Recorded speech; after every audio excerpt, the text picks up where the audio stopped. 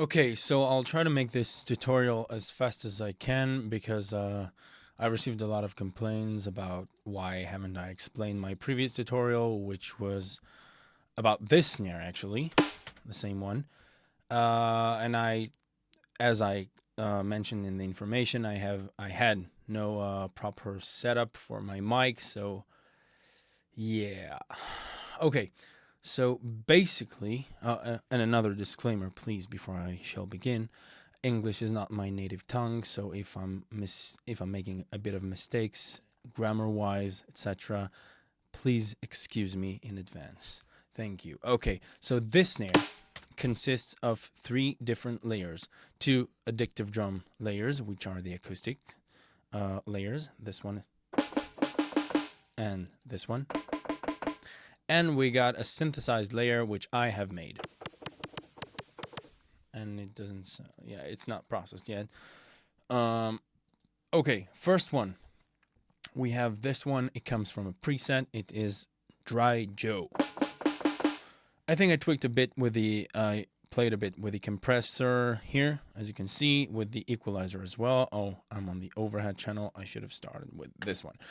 Anyways, as you can see here, a bit of compression, letting a lot of the transient pass through, cutting here on the EQ a lot of the low end, around 70 something hertz, and boosting a bit of the fundamental, or approximation of the fundamental.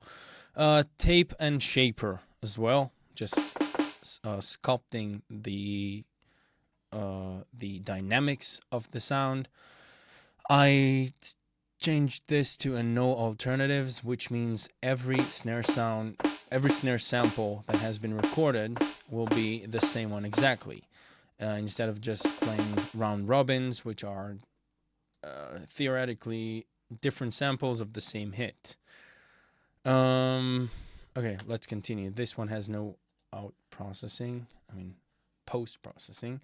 We got this one, which is the wider version of it. We got a lot of compression here, a bit of distortion here from the iron transformer, the equalizer, as you can hear it. Just cutting a lot of the low end and just boosting a bit of the high presence. Tape and shaper, yeah. Tape drive, no bottom, and increasing the sustain, which is like the tail and the body of the snare. A bit of punch as well. It is not being sent through the overheads, and it is being sent through the room. When I took the mics just a bit further, like 1 point something meters. Master has a bit of like tape drive, and this is it. Next layer. Oh no, we got this. Okay, so first thing I did was using a supercharger by Native Instrument, just pushing everything to the front with a very high sort of like compression. You like the sound of it, also with the dirt one. We got here the Trash 2. Trash 2, I'm using only 2 modules, the Trash and the Dynamics. The Trash is I'm using the shape from the drive category. It's called the double stages. I played around with the curve myself, but it's nothing too interesting, to be honest. I played with the filter as well, just taking the low frequencies, the low band here, and just decreasing it by minus 3.5 decibels at around 540 hertz. My screen is really far from me, so I'm sorry, I can barely read the tiny labels. Okay, we got the dynamics here, which is a bit of compression, although letting a bit of the transient just pass through. And yeah, this is how it sounds basically. Okay, let's continue. Faster. Okay, de-esser. I like to use this trick using a de-esser. It just kind of mellows a certain range, and this is the range. This is the sidechain range. I don't know, it just adds a bit of like, I wouldn't know. It just makes it sound a bit flatter to me, not too bright. This is what I've been using. This is actually the main purpose of this second layer, is just to make it wider. Combined with the first one, it just kind of adds more depth to it, like stereo wise. Just adding more width. And here we got a transient shaper, which just kind of well, makes the sound a bit less it makes it more punchier. Just removes a bit of the tail dynamically. Next one we got is this. Okay, I'm sorry. Yeah, this is actually a 3 operators synthesized snare I made. I will do an extra. I'll do like a full tutorial on that in the near future because it requires a full tutorial on that. Okay, now I'm using for the first process here is the equalizer, taking down a bit of the low frequencies and the high frequencies as well with the shelving EQs. Boosting, I think this is the punch. This is around the punch, and this is like the body, the knock of it. Next we got the transient. Just raising the attack and lowering the sustain. Dynamics, well, we got the first dynamics here, just a bit of compression. Well, it's not a bit, it's quite a lot. It's actually around 15, I think minus 15 dBs. But then I'm going to this one, which is actually acting like a limiter in a way, 30 to 1. Yeah, interesting as well. But then it goes into a limiter just to make all the overall loudness be a bit more louder. Okay, next one we got. This is the FabFilter Pro Q2, just taming down those high frequencies with a very wide high shelf. This is the fundamental, I think, yeah. Taking it a bit lower because, well, it just sounds better to my ears. And just removing a lot of the low frequencies from around almost 100, I guess. Yeah, okay, next one we got the overdrive. Instantly, it makes it a hell of a lot of a difference. Just all over the spectrum, not a lot of drive. Playing with the tone to make it brighter. No dynamics, and the dry wet is fairly closer to the wet. Okay. Multi-band dynamic.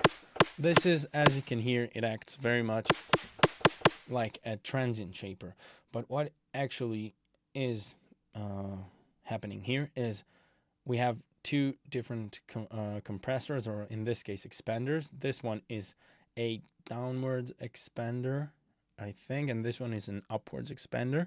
So everything below this threshold is being attenuated, and everything above this threshold is being increased. So the transients around here are getting louder, and all the rest of like the tail and stuff is getting quieter. Let's continue. Okay, saturator. I think that I've used the saturator just for the DC offset killing, and and the soft clip, because as you can see probably on here on the the small peak meter, you can see it is clipping, and with this one it just kind of limits that in a very interesting way of like soft saturation, soft clipping. Okay, next one. This is the DS10. It's a transient shaper, transient designer, whatever. And I just took down the sustain of it and increased a bit the attack, decreased as well the mojo. In this case, in the snare option, it is the body sound and a soft clip. It just makes it punchier in my taste. Now, all of these are going to a group. Now, the group has the following. We got a Pro Q2. Oh, yeah. Okay, everything, all the frequency content under 145 is gone. We have here some sort of like a tiny bit of mid information, kind of lowering this area because I guess the mid information was too harsh here, just because I think, yeah, it has like a very annoying, sort of unpleasant frequency here, yeah. And here I have only the side information just boosting, so all the high like presence and hiss is being like increased in width. Next, overdrive again. Just a bit, just a tiny bit, just to add to the high frequency content. Multi-band dynamics. Again, acting as I showed you here, like a multi-band downwards expansion, upwards expansion thing. Then I got this one, which is like a distortion saturation unit. And I used the iron mode. I have no idea why, but these two, the steel and the iron, they just sound the best, while preserving all the main character of the sound, but still adding a bit of like crispiness to it, I guess, in a sort of way.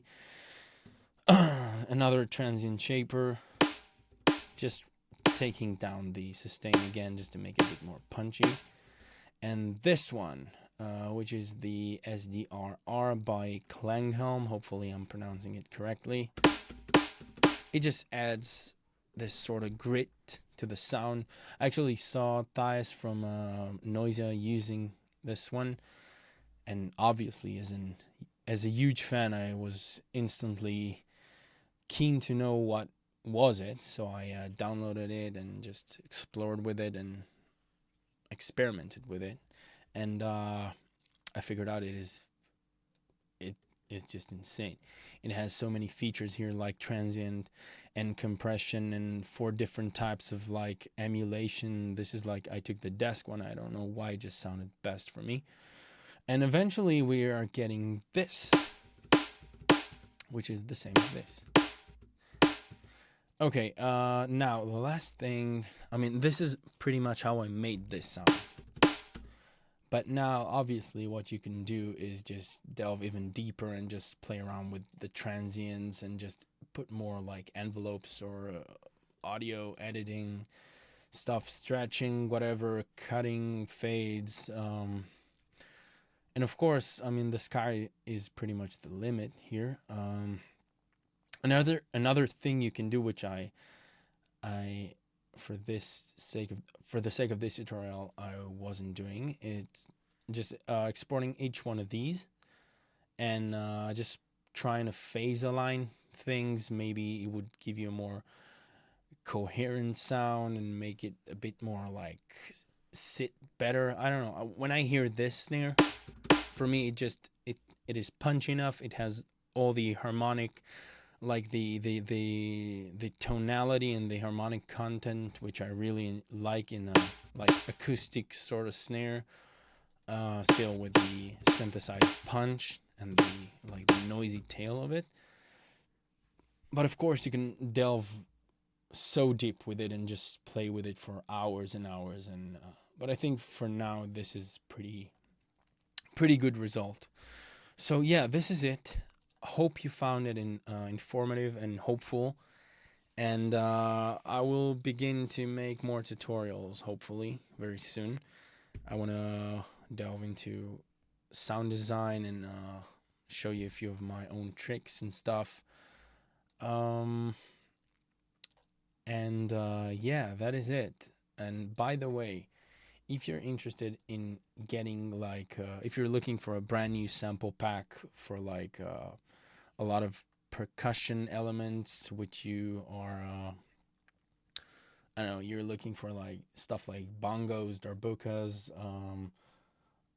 shakers, tambourines and stuff like that. I've actually made around almost a year ago, a sample pack which is called Percussive Objects, and it has around 320, 318, I think, samples of like a variety of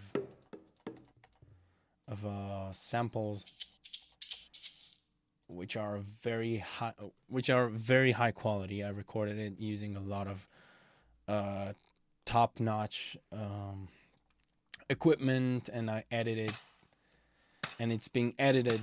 It has been edited very, very meticulously, and so I'll put a link in the description. And well, this is all I have to say for now.